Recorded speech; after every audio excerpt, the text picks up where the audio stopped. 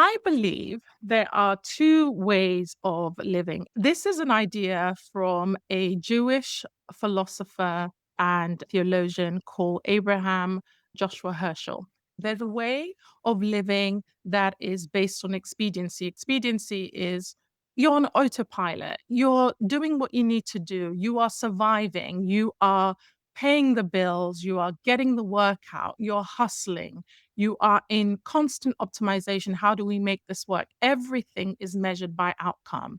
And we all do that. This is what our society, our marketplace is set out for, is work harder, get results, right? But something essential thins when we are in this mode.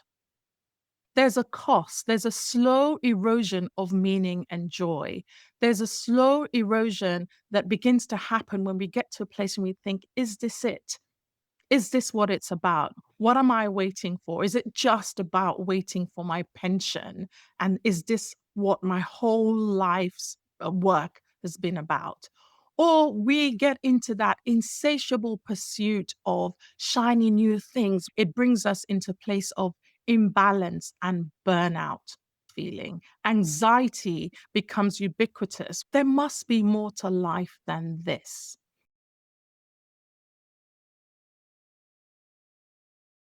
And maybe this interruption may be grief.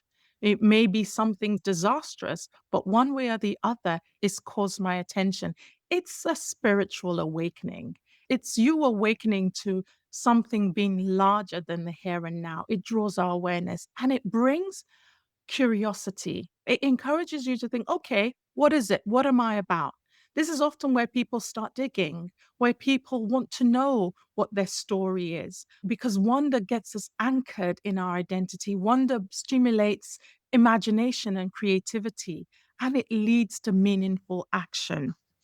What happens when people encounter wonder? As I've said, wonder anchors us in our identity. Wonder gives us something that reminds us that we are part of something bigger. This is where reimagining happens. When you've had that spiritual awakening, you start to see yourself in a different light. You start to reimagine because wonder brings a renewed identity. It renews purpose. You understand why you're here and who you belong to.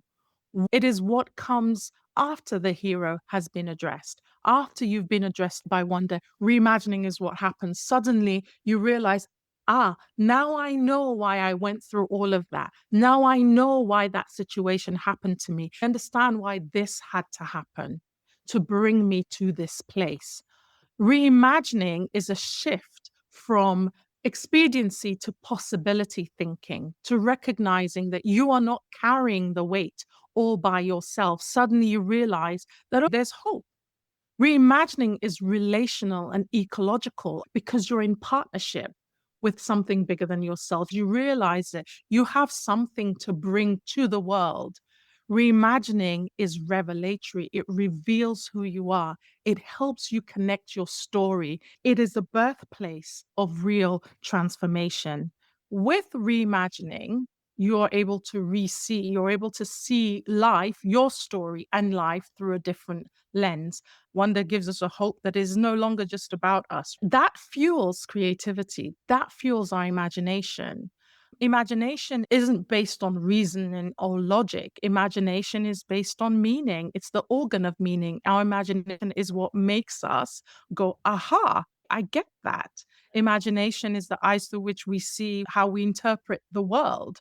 One of the things that wonder does is that it fuels our ability to see through different lenses. So, therefore, we are all able to then see how creative we can be, right? Creativity then begins to come forward, not as something that belongs to the privileged few. So, I think, again, going back to what I've said before, is about paying attention and noticing what's in your hand. By that, I mean, what are your gifts? What are your talents? What is your mode of interruption if you have been interrupted? What is the pattern that keeps reoccurring over and over again for you?